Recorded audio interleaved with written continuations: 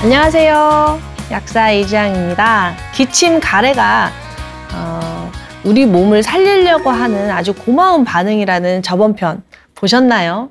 자, 그런데 말이 그렇지 어쩌다 한번 기침 가래 할 때가 고맙구나 하지만 일상에서 이 기침과 가래 때문에 잠을 못 자고 숨을 못 쉬고 고통을 받는다면 고맙기는커녕 굉장히 힘들죠. 그래서 도대체 나를 방어한다는 이 아이들이 왜 이렇게 늘상 나타나서 나를 괴롭히는가.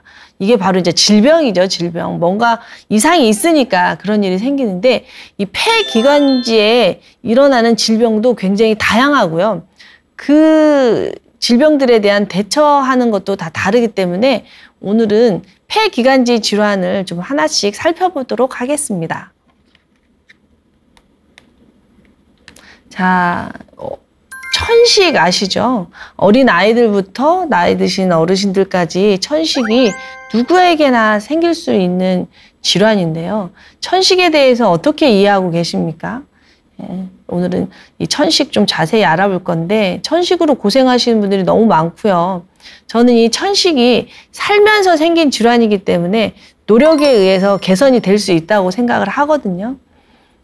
천식이 얼마나 고통스럽냐면 앉아서 잠을 주무시는 그런 질환이에요. 눕기만 하면 너무 숨쉬기가 힘들기 때문에 밤에 일어나서 잠을 주무신다고 할 정도로 이제 고통스러운 질환인데 도대체 이 천식은 왜 생겼을까요? 바로 기관지에 지나친 자기 방어 기전이라고 생각을 합니다. 이 천식은 알레르기 염증 반응인데요. 저번 시간에 제가 기관지가 우리 몸에 들어오는 이물질을 못 들어오게 막는 역할을 한다고 한 거 기억나시죠? 기관지는요, 우리 몸에 들어오는 나쁜 물질을 막아내기도 하고 또 우리 몸에서 만들어낸 물질을 내보내기도 하는 굉장히 청소하는 면역 반응을 일으키는 아주 중요한 기관인데 만약에 나쁜 물질이 들어온다면 기침이나 가래를 통해서 이걸 내보낸다고 말씀을 드렸는데 우리의 면역세포들이 지나치게 예민해져서 알러지라는 게 지나치게 예민해졌다 이 말이잖아요. 지나치게 예민해져서 이물질이 아닌데도 이물질로 착각하는 이제 그런 질환이라고 상상을 하시면 쉽습니다. 그러니까 결국에는 이 기관지가 우리를 살리려고 하는데 지나친 과보호인 거죠. 과보호. 엄마들이 아이를 사랑을 하죠. 사랑하는데 지나치게 그 과보호를 하게 되면 아이들이 제대로 성장을 할 수 없는 것처럼 천식은 기관지가 우리들을 지나치게 과보호해서 생기는 질환이다라고 상상을 하시면 쉽습니다. 일단 나쁜 물질을 없애려면은요, 면역세포에서 항체라는 걸 만들어야 돼요. 항체. 이 항체는 면역세포가 쏘는 총알 같은 거거든요. 그런데 이 면역세포들이 진짜 이 세균이나 바이러스나 뭐 미세먼지나 이런 게 들어왔을 때만 못 들어오게 이렇게 총을 쏴야 되는데 무조건 총을 쏘는 거예요. 무조건. 그냥 군인으로 치면 정말 적들이 왔을 때만 총을 쏴야 되는데 비둘기가 날아가도 총을 쏘고 나뭇잎이 떨어져도 총을 쏘고 이런 식으로 계속 총을 쏴대는 거예요. 그러니까 과민 반응이죠. 과민. 과보. 아이들을 과보하는 것처럼 기관지가 과보호를 하는 거예요. 우리를 과민 반응. 그것을 알레르기라고 하는 거죠. 그러니까 어떻게 해요? 나쁜 물질이 못 들어오게 하려면 길을 열어줘야 되나요? 길을 막아줘야 되나요? 길을 막아야겠죠. 기도니까. 기관지의 길이 기도잖아요. 기도가 수축이 되죠. 뭐 들어오지 마 하면서 점점 좁아져요. 좁아지면 어때요? 숨을 쉴 수가 없죠. 기관지가 적당히 넓어져야 산소가 들어가는데 이 기관지가 나쁜 물질 못 들어오게 좁히다 보니까 숨도 들어갈 수가 없는 거예요. 그래서 숨을 쉴 수가 없어요. 이게 굉장히 고통스럽습니다. 숨을 쉴 수가 없다는 게 이게 안 경험해 본 사람은 모르실 거예요. 기관지가 수축이 되어서 숨을 쉴 수가 없으니까 또 좁아지니까 쌕쌕쌕 이런 소리가 들리는 거죠. 이런 증상이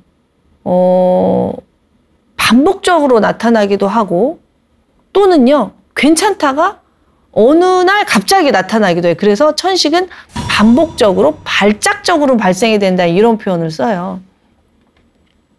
그래서 천식은 기관지가 나를 지키는데 지나치게 과민해져서 과보호해서 나타나는 증상이다 라고 생각을 하시고, 실제로 이 기관지를 보면은 정상인들의 기관지는 이렇게 말랑말랑하게 뻥 뚫려 있는데 천식으로 고생하시는 분의 기도는 이렇게 수축이 되어 있습니다. 저 좁은 공간으로 숨이 들어가려니 얼마나 힘들겠어요. 그래서 천식으로 고생하시는 분들이 진짜 많아서 정말 안타깝습니다. 근데 이 원리를 잘 알고 어떻게 하면 우리의 면역세포가 과민해지지 않을지 괜찮다고. 그러니까 즉 천식은 이 면역세포의 균형을 찾는 거죠. 면역세포의 균형을 찾아서 정말 적이 나타났을 때만 총을 쏠 수 있도록 면역세포를 진정시키는 게 핵심이라고 생각을 합니다. 저 그림을 천식 증상이 있을 때 그림을 보시면 기도도 좁아지고요. 이 근육이 기도를 계속 올가매는, 수축하는, 그러면서 염증이 점점 가속화되는 그런 그림입니다.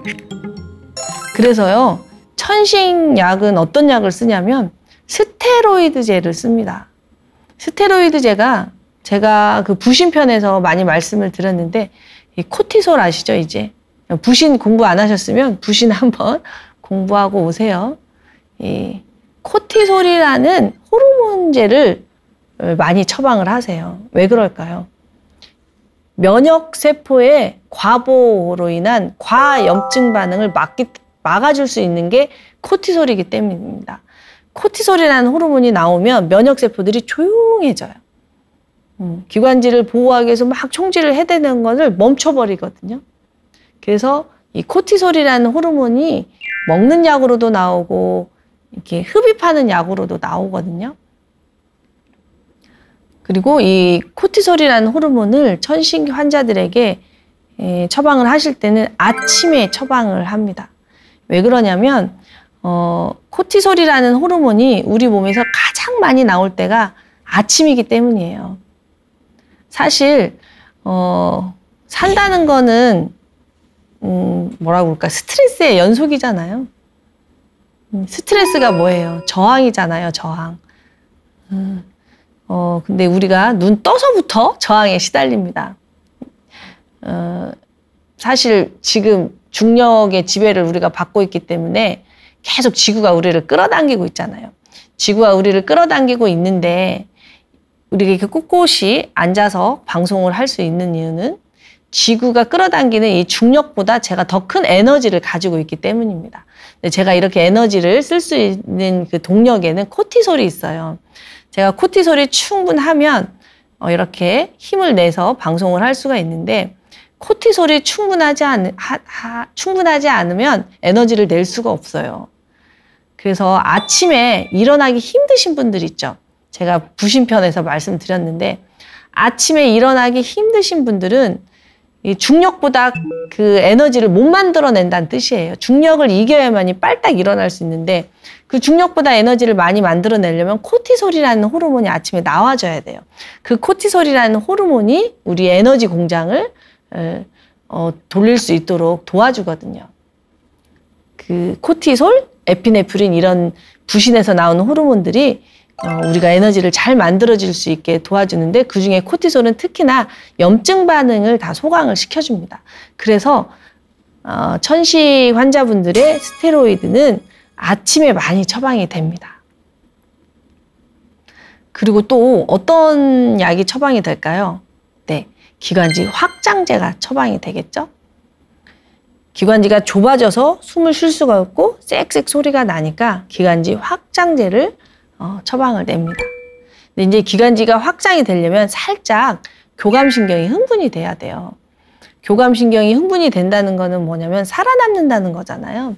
살아남으려면 빨리 뛰어야 되고 싸워야 되고 이러니까 산소가 몸속에 많이 들어가야 살아남기가 유리하겠죠. 그래서 우리가 스트레스를 받을 때는 기관지가 살짝 확장이 됩니다. 그런데 천식 환자들은 기관지가 좁아져 있잖아요. 그래서 기관지 확장제로 기관지를 넓혀주는데 이 기관지 확장제 자체가 교감신경을 약간 흥분시키는 역할을 하기 때문에 천식약을 좀 드시다 보면은 자기도 모르게 약간 교감신경이 흥분되는 그런 느낌을 받을 수가 있습니다.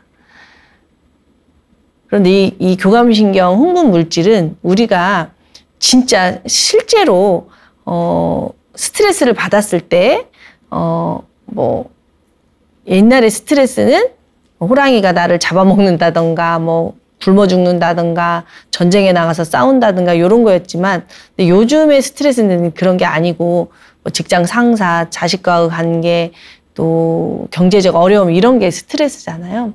어쨌든 이런 스트레스를 이겨낼 수 있는 힘이 있으려면 부신에서 제가 부신에 피질도 있고 수질도 있다고 말씀드렸잖아요.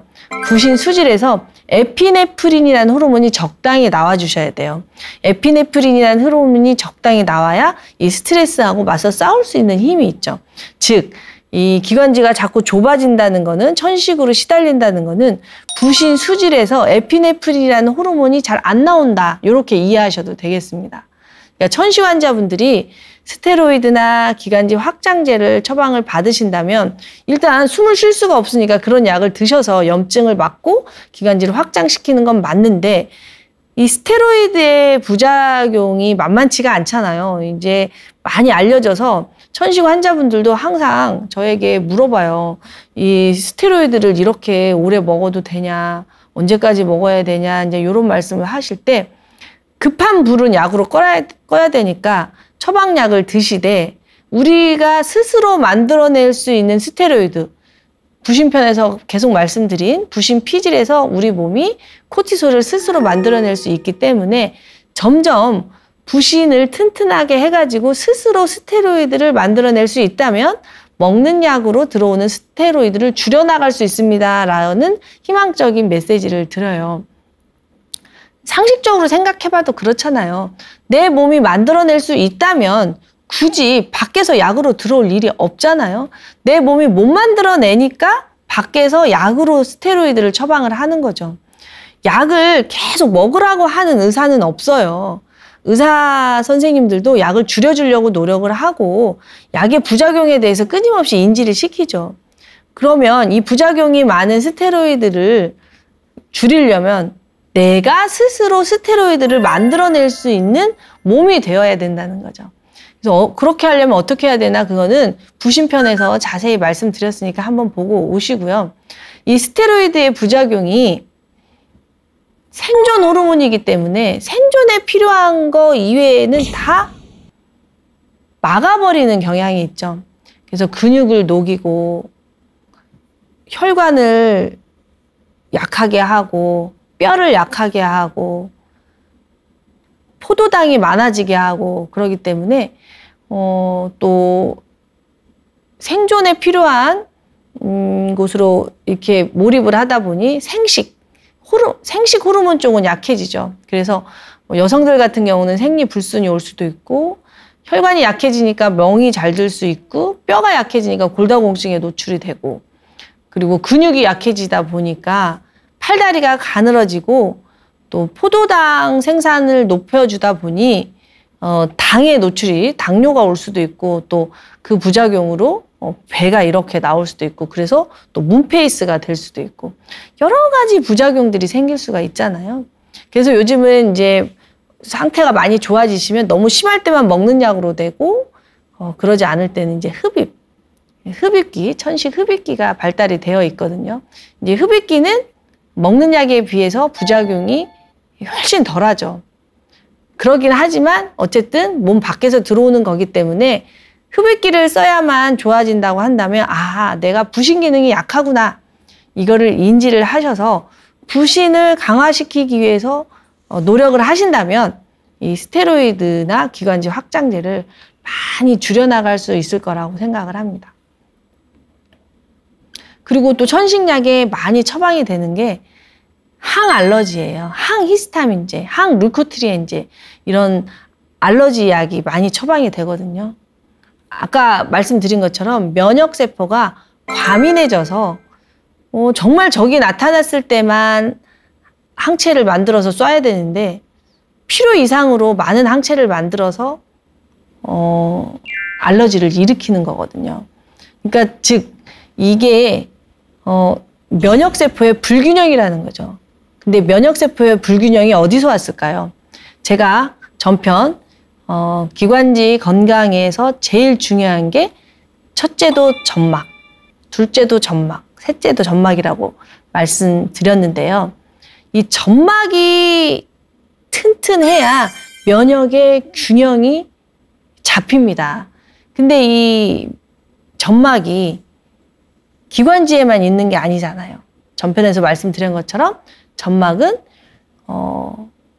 눈에도 있고 입에도 있고 위에도 있고 장에도 있고 방광에도 있고 질에도 있고 여러 우리 몸을 지키는 최전방에 있는데요.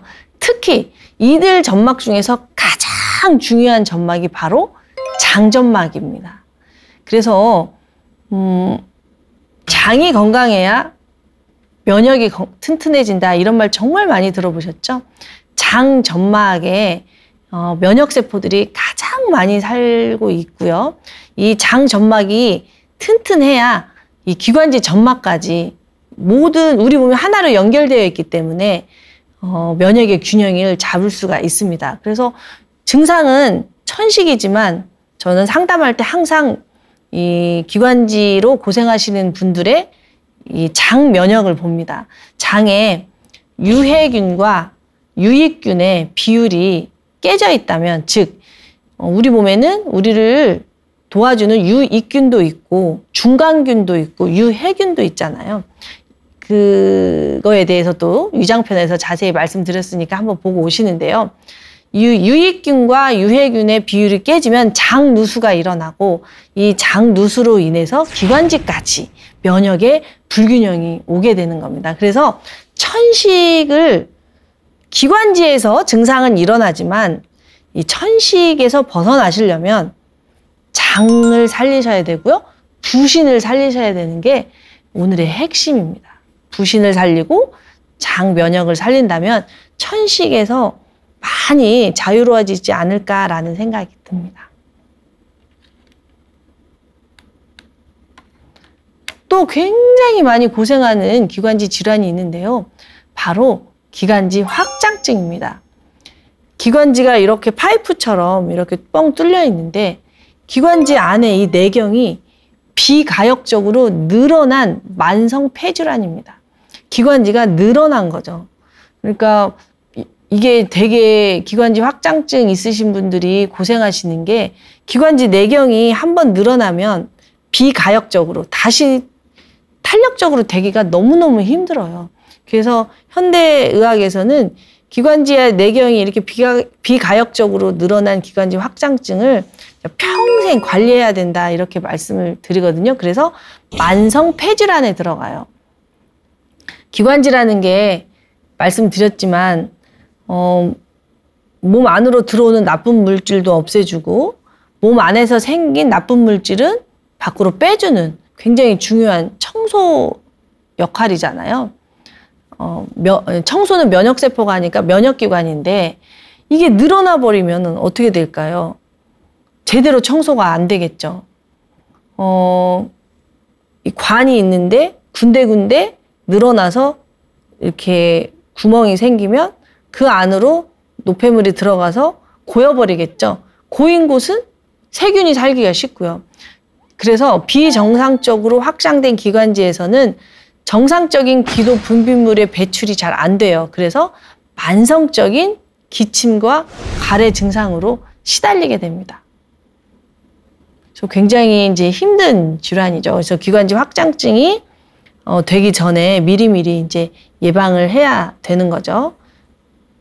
그래서 기관지 확장증, 그러니까 천식은 기관지가 수축이 돼서 생기는 고통스러운 질환이라고 한다면 기관지 확장증은 고무줄이 늘어났다고나 할까? 이렇게 고무줄의 탄력성이 없어져서 생기는 질환? 뭐 이렇게 표현을 해도 되겠습니다. 근데 이 천식이나 기관지 확장증이 이제 같이 있으신 분들이 있어요. 그런 분들은 이제 더 많이 힘드시겠죠? 그래서 그림으로 보시면 더 잘 아실 수 있을 거예요. 정상 기관지는 이렇게 매끈매끈하고 뻥 뚫려 있다면 확장된 기관지는 이렇게 늘어져 있고 두터워져 있고 이렇게 돼 있어서 기관지 원래 일을 잘 할 수 없는 그런 구조로 비가역적으로 변해진 증상입니다. 만성 폐쇄성 폐질환이라고 이름도 어려운데요. COPD. 이 질환으로 고생하시는 분들이 점점 많아지고 있어요. 아까 그 기관지 확장증하고 겹치기도 하는데요. 기도에 염증이 지속이 돼서 기도가 이제 좁아지면서 기도 폐쇄가 일어나는 질환이에요. 엄청 고통스럽죠. 이 천식, 기관지 확장증, 만성 폐쇄성 폐질환이 사실은 막 같이 있으신 분들이 많아서 정말 안타깝습니다. 또 이 만성 폐쇄성 폐질환은 폐 기종과 만성 기관지염 이렇게 또 분류를 할 수 있는데요. 폐 기종은 그 산소와 이산화탄소가 교환이 되는 폐포 있죠. 포도송이 같은 폐포. 요게 딱딱해지면서 파괴가 되는 질환이에요. 그러니 산소, 이산화탄소 교환이 잘 안 되겠죠? 얼마나 호흡이 힘드시겠어요. 그리고 기관지에 염증을 못 없애니까 만성적으로 기관지에 염증을 달고 사시는 거예요. 그러니까 호흡이 또 얼마나 힘드시겠어요. 그래서 이 만성 폐쇄성 폐질환은 이제 노후에, 말년에 우리가 기능이 약해지면서 여러 가지 또 유전적으로 또 환경적으로 또 노화로 인해서 생기는 질환인데 이 노후에 만성 폐쇄성 폐질환으로 고통받으시는 분들이 점점 늘어나고 있어서 굉장히 사회적으로 걱정이 되는 질환입니다. 이제 그러기 전에 미리미리 예방을 해주셔야 되겠죠. 기흉이라고 또 들어보셨나요? 기흉은 키는 크고 마른 고등학생 청년들에게 좀 많이 걸리는 질환인데요. 이 폐가 두 장의 얇은 흉막으로 보호받고 있기 때문이거든요. 이 두 흉막 사이의 공간을 흉막강이라고 하고 이 흉막강은 흉수가 흐르고 있어요. 이 폐가 우리가 호흡을 할 때 커졌다가 작아지잖아요. 커졌다 작아질 때 할 때 이 흉수가 흐르면서 윤활유 역할을 하는데 이 흉막이 이 손상이 되면 이 흉막강에 공기가 차는 것, 이 현상을 바로 기흉이라고 합니다. 이 폐가 공기 압력 때문에 공기가 차게 되면 공기 압력 때문에 쪼그라들면서 굉장히 호흡 곤란을 일으키는데요. 청년들이 크는 속도하고 이 폐의 속도가 맞질 않아서 생긴다고 하더라고요. 그리고 이제 우리가 뭐 사고를 당했다거나 또 이랬을 때도 기흉이 생기는데 그럴 때 빨리 응급실에 가셔서 조처를 취하시면 치료가 가능한 질환입니다. 근데 굉장히 이 통증이 심하고 호흡곤란으로 고생하면서 힘든 질환이죠. 또 폐렴은 많이 들어보셨죠? 폐렴은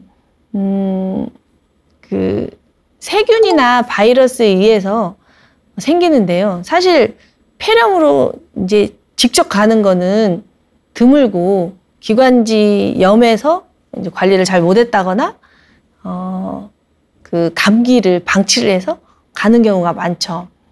근데 이제 코로나 바이러스는 바로 그냥 폐렴을 유발하기 때문에 굉장히 이 코로나 바이러스가 그래서 굉장히 무서운 질환이죠. 이 세균이나 바이러스에 의해서 새 기관지 이하 폐 조직에 염증이 발생하는 감염성 질환입니다. 근데 이 폐렴 때문에 옛날에는 아이들을 많이 잃었는데 요즘은 뭐 약이 좋아져서 폐렴에 걸렸다 하더라도 약으로서 잘 치료가 되는 질환 중에 하나죠. 자, 이렇듯 이 이외에도 폐에 관련된 질환이 많죠. 많은데 가장 이제 많이 알려진 질환 몇 개만 제가 추려서 설명을 드린 거고요. 어쨌든 이렇게 뭐 천식이라든가 기관지 확장증이라든가 폐렴이라든가 뭐 요런 만성 폐쇄성 폐질환 요런 거에서 벗어나서 숨을 잘 쉬고 편안하게 살려면 어떻게 해야 될까요? 제가 생각할 때는 첫 번째도 금연, 두 번째도 금연, 세 번째도 금연인 것 같습니다.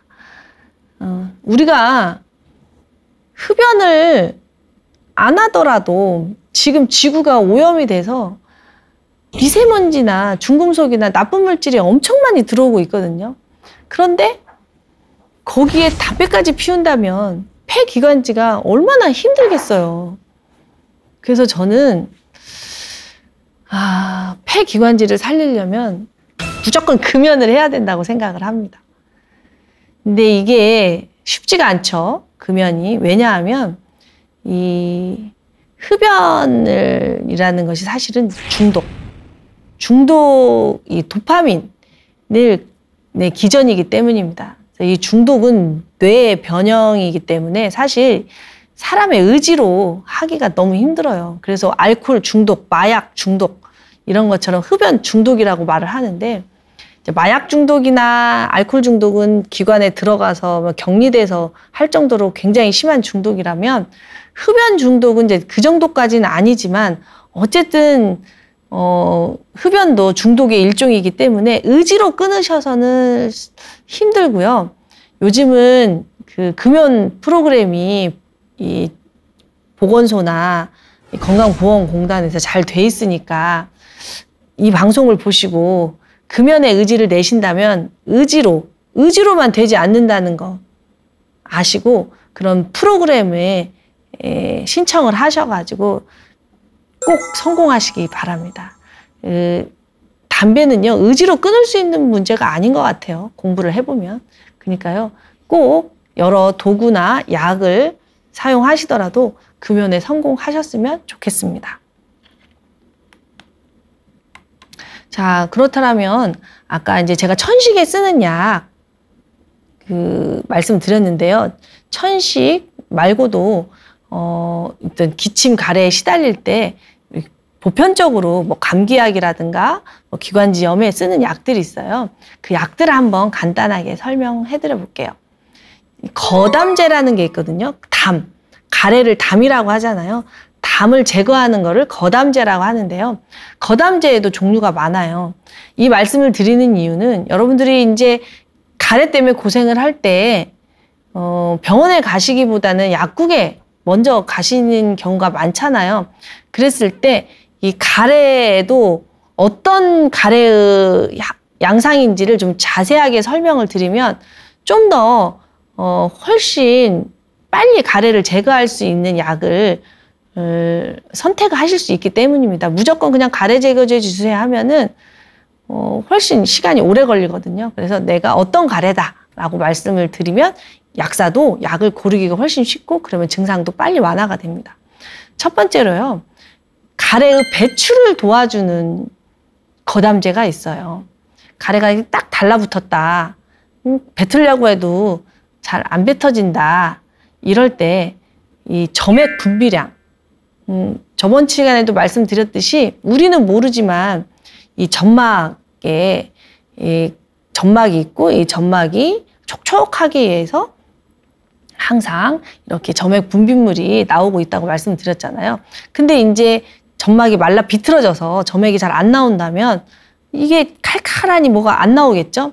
그럴 때 점액 분비량을 늘려서 가래를 잘 배출하게 도와주는 그런 성분의 약들이 있습니다. 구아이페네신이라는 성분이고요. 또 점액을 조절해서 점액을 줄여가지고 가래가 이렇게 묽은 가래 있잖아요. 묽은 가래, 진한 가래, 가래가 이 약국에 상담을 하다 보면 가래가 안 뱉어진다, 가래가 딱 달라붙어 있다, 가래가 거품처럼 많이 나온다, 가래가 노랗다, 막 여러 가지 말씀들을 하시거든요. 점액을 줄여서 또 지나치게 점액량이 많을 때는 점액을 줄여서 하는 그런 거담제도 있습니다. L카르보시스테인이라는 거죠. 그리고 점액을 용해해서 점액이 너무 점성이 강하면 이 점액을 좀 분해를 해줘야겠죠. 점액을 좀 분해해서 뱉어내기 쉽게. 이 덩어리가 져 있을 때는 뱉어내기가 힘들잖아요. 그러니까 점액을 분해해서 점액을 가래를 잘 뱉어내게 도와주는 그런 약들도 있거든요.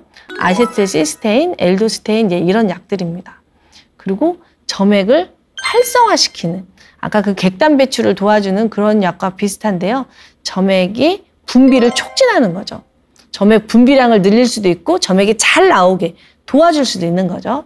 그런 약들, 암브록솔, 브롬헥실. 제가 지금 말씀드린 건 다 상품명이 아니라 성분명이기 때문에 요렇게는 이제 말씀드리는 이유는 상품명은 다 다를 수 있기 때문입니다. 어쨌든 여러분들이 이런 성분명을 알 필요는 없고, 가래를 녹이고 배출하는데도 이렇게 많은 약들이 있구나. 좀 더 자세하게 증상을 설명을 해서 도움을 받아야겠다. 요것만 인지하시면 됩니다. 가래가 잘 안 뱉어져요. 가래가 하얀색이에요.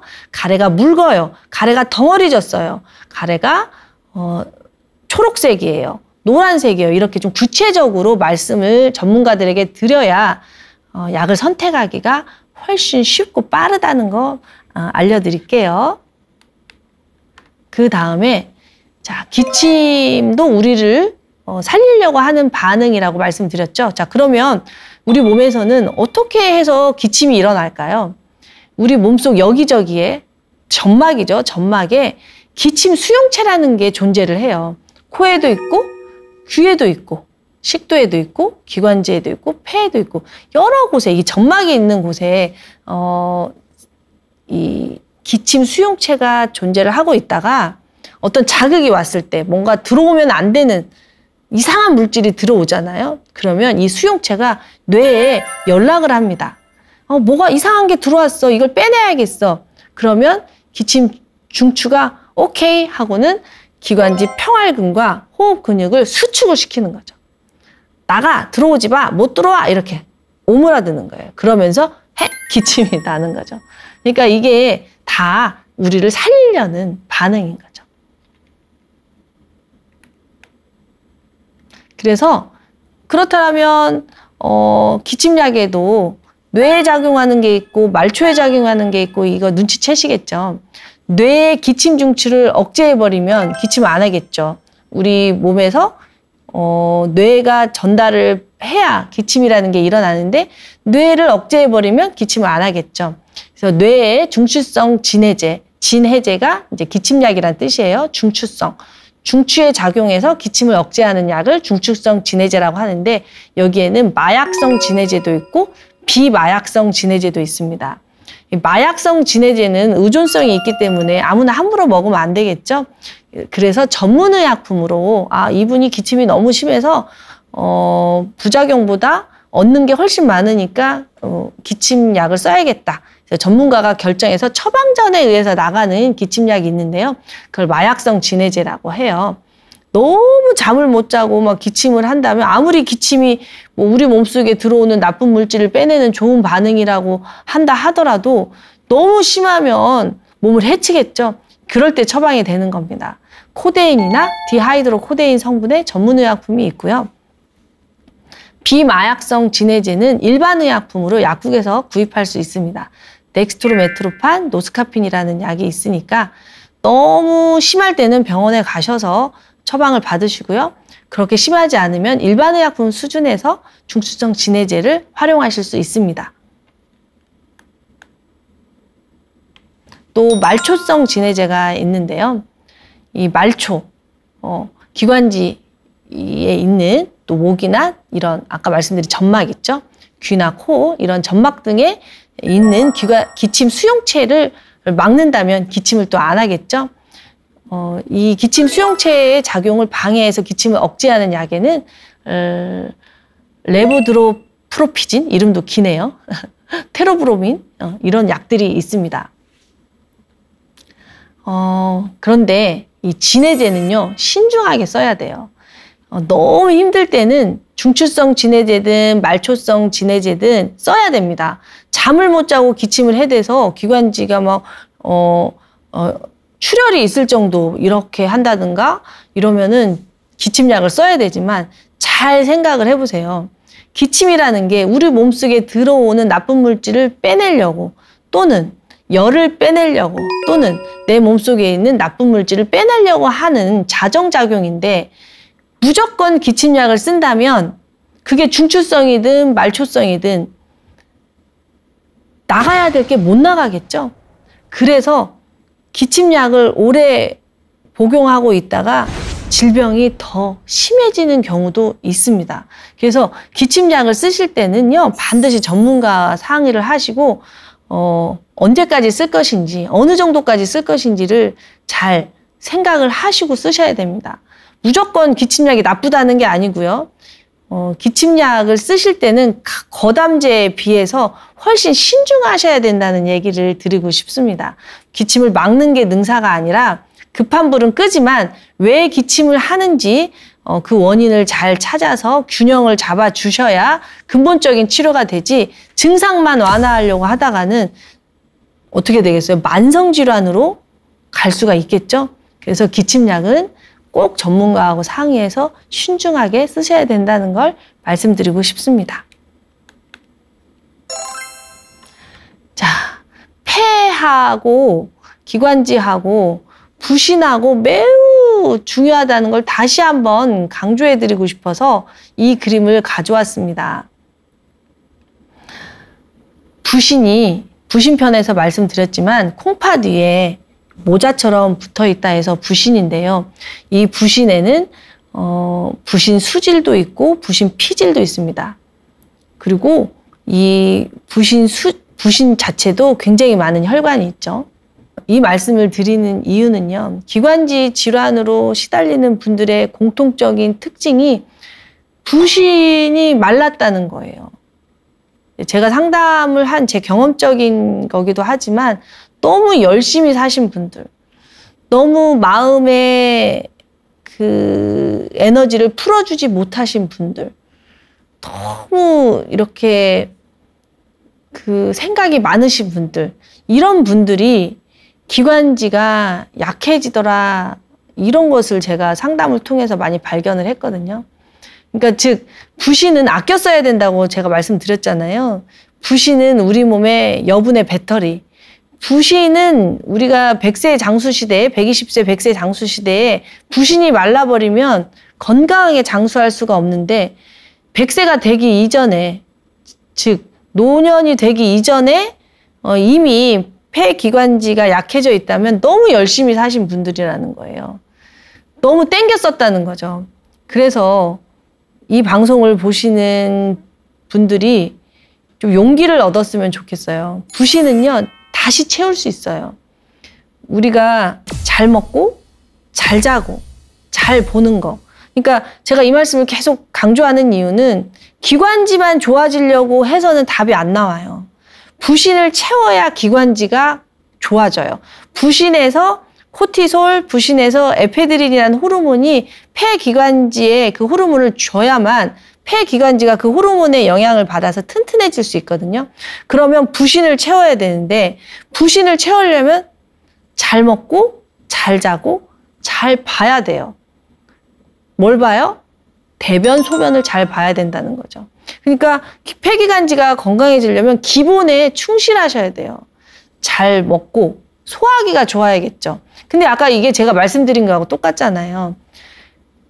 폐기관지의 면역이 좋아지려면 점막이 좋아져야 되는데 그 점막에 있어서 가장 중요한 게 장점막이고 장점막이 면역의 핵심이잖아요. 장에 우리 몸의 면역세포가 가장 많이 있고 장이 튼튼해져야 면역이 튼튼해지고 그래야 폐기관지의 면역이 튼튼해지니까 폐기관지가 튼튼해지려면 위장관이 좋아져야 됩니다. 자, 장이 좋아지려면 제가 위장 기능 편에서 말했지만 위장 기능의 핵심은 위산이에요, 위산.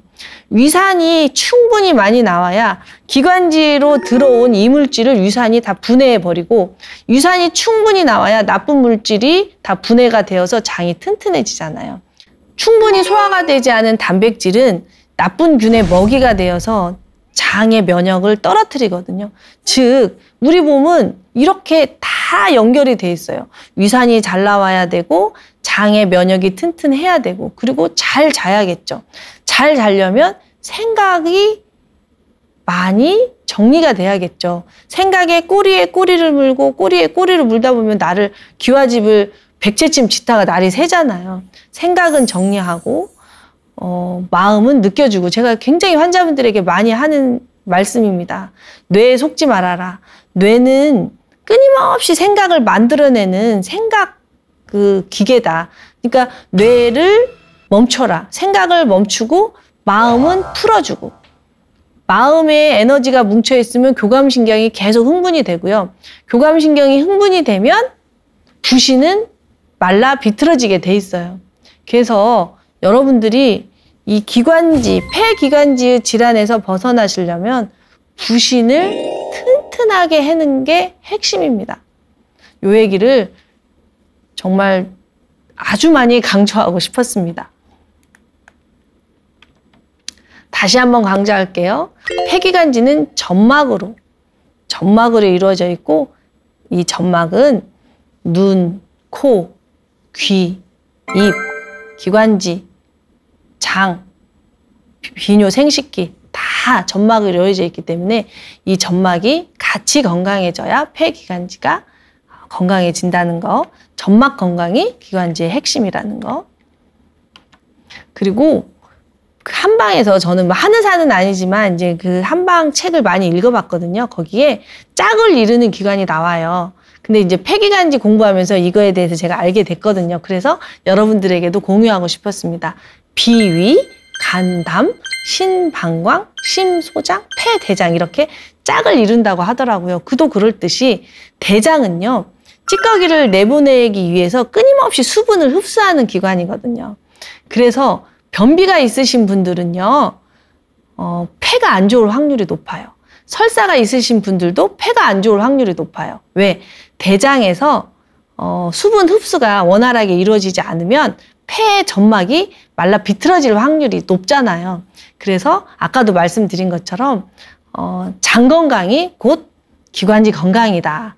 이 말씀을 좀 드리고 싶었습니다. 자, 마지막으로 저번 기침 가래편에서도 말씀드렸지만 한 번 더 강조해 드릴게요. 폐기관지를 건강하게 관리하려면 첫 번째도 점막, 두 번째도 점막, 세 번째도 점막이라고 했잖아요. 점막이 촉촉해야 된다. 그러면 지나친 저염식을 하지 않아야 됩니다. 지나친 저염식을 하지 말라고 말씀을 드렸더니 짜게 먹으면 좋냐고 또 이렇게 말씀하시는 분인데 절대 그거 아니고요. 짜게 먹어도 나쁘고 싱겁게 먹어도 나쁘고 균형 잡히게 드셔야 되고 이 몸에서 물을 빼내는 나쁜 음식, 커피, 녹차, 나쁜 음식은 아니죠. 커피나 녹차가 나쁜 음식 지나치게 많이 먹는 게 안 좋은 거예요. 그래서 탈수 음식, 이런 카페인 음료, 매운 음식, 또 탄산 음료를 줄이세요. 점막은 단백질로 이루어져 있으니까 단백질 섭취 잘 해주셔야 되고요. 잠을 잘 자야 되고 운동을 통해서 여기서 기관지에 특별히 운동이라고 한다면 팔다리 운동도 중요하지만 전체적인 림프순환이 되게 팔다리 운동도 중요하지만 횡경막 운동, 그 복식 호흡, 횡경막 호흡이 굉장히 기관지에 도움이 많이 됩니다. 그거에 대한 자세한 설명은 전편에 있으니까 살펴보시고요. 림프순환이 잘 될 수 있도록 칼로리 중심의 가공 음식 이런 것을 줄이셔야 됩니다. 그리고 매운 음식 안 좋다는 거. 매운 음식이 무조건 나쁘다는 게 아니라 지나치게 많은 게 안 좋은 거니까요. 저는 늘 말씀드려요. 이 세상에 좋은 것도 나쁜 것도 없다. 우리가 집착하는 게 나쁜 거죠. 그래서 이 세상에 있는 모든 것을 내 몸의 균형에 맞춰서 선택하셔서 드셨으면 좋겠습니다. 폐기관지 관리 도움이 되셨을까요? 우리가 급할 때는 약물을 써서 증상을 완화하고 더 큰 질환으로 가지 않게 막는 건 맞지만 이 폐기관지는 자칫 잘못 관리하면 만성으로 번질 위험이 있으니까 그러기 전에 미리미리 관리하셔서 건강해지셨으면 좋겠습니다. 감사합니다.